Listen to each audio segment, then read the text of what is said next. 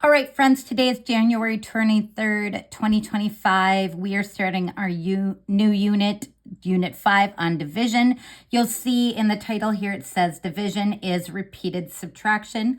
We're going to go through some vocabulary, some questions and strategies.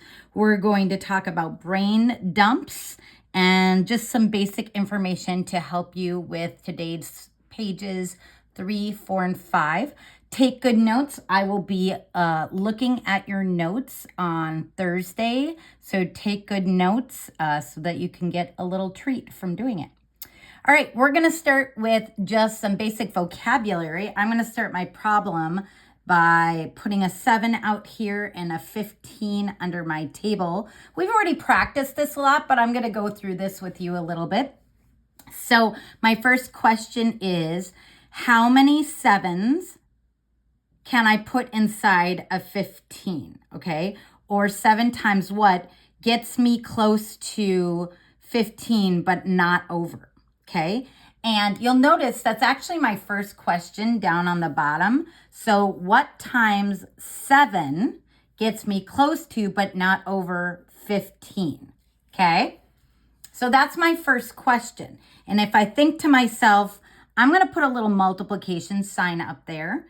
And I think 7 times 1 is 7. Oh, look, here's our brain dump. 7 times 1 is 7.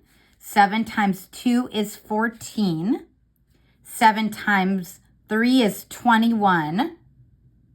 Do I need to go any further than that? Not right now. Right now, I don't need to go any further than that because I can see that 7 times 2 is 14 and 14 is less than 15. So I'm going to put my 2 on top because I know that 7 times nothing can give me 1. So 7 times 2 gives me 14. I'm going to put my 14 underneath, and I'm going to subtract, and I'm going to get 1, okay? And now my question is, what do I have left after I subtract?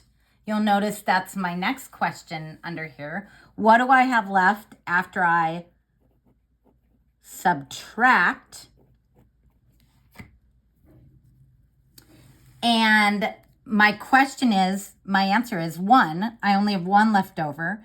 And my next question is, can I take another 7 away, right? Can I pull down anything and take anything out of here? So there's nothing left to pull down here. And I can't multiply 7 by anything to get 1. So that means I'm done with my division. I'm done. If I had another number to bring down, I'd bring it down. But right now, I don't have anything else to bring down. So the answer to the second part of my question, what do I have left after I subtract? Can I take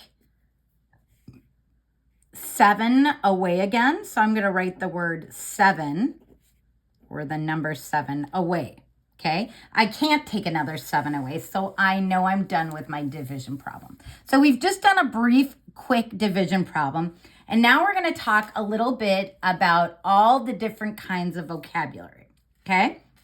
So I'm going to start with my number 1 here. My number 1 here on the bottom, this is called my remainder, okay? So I'm going to write the word remainder.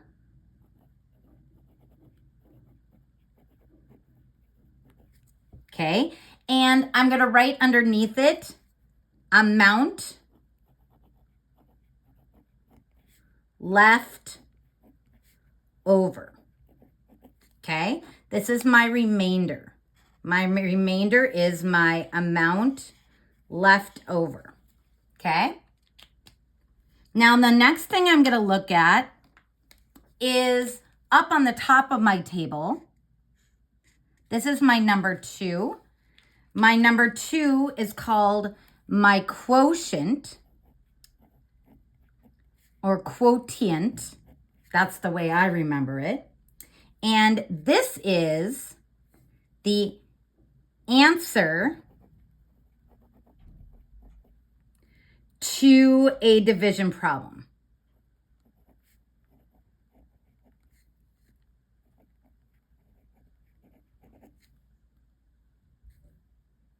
We're going to say prob.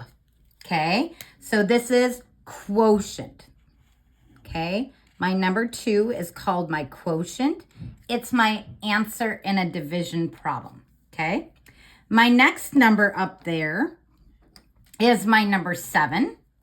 I'm going to put a little box around my number 7. Okay, my number 7 is my divisor.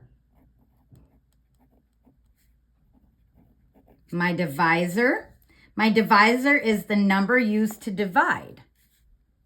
The number used to divide. Okay, that's my divisor, my number used to divide. Notice I'm using different colors because that always sticks out to me. And then my last number here is my number under my table, and that is 15.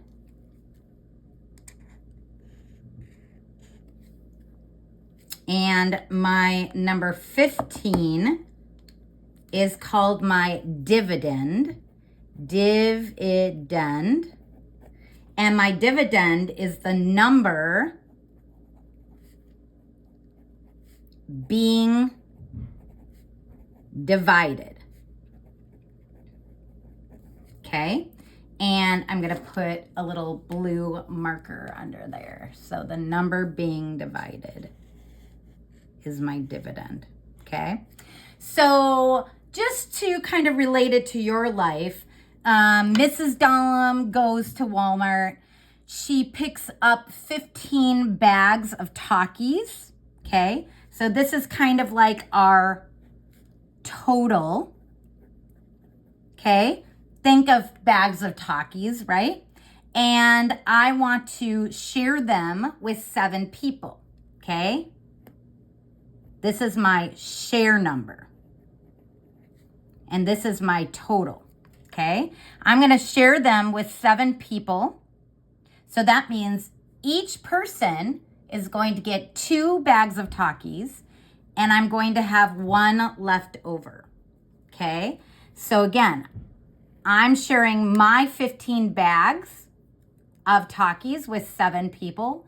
Each one of them is going to get 2 bags, but I have 1 left over. And because I'm the teacher always gets the leftovers. That's just the rule, okay? Over here, you'll see this thing called a brain dump. You can use your multiplication card, or you can use a brain dump. Sometimes I do this just for my own good. Let's finish filling out the rest of it. 7 times 6 is 42. 7 times 7 is 49. 7 times 8 is 56. 7 times 9 is 63. And 7 times 10 is 70. We've already answered our first questions, right? Our first question is, what times the divisor, or in our case, 7, okay? I'm going to make that purple. What times the divisor, 7, gets me close to but not over 15. And remember, 15 is our dividend, right? So we're always looking for how can we get to the number under the table. Again, dividend, okay?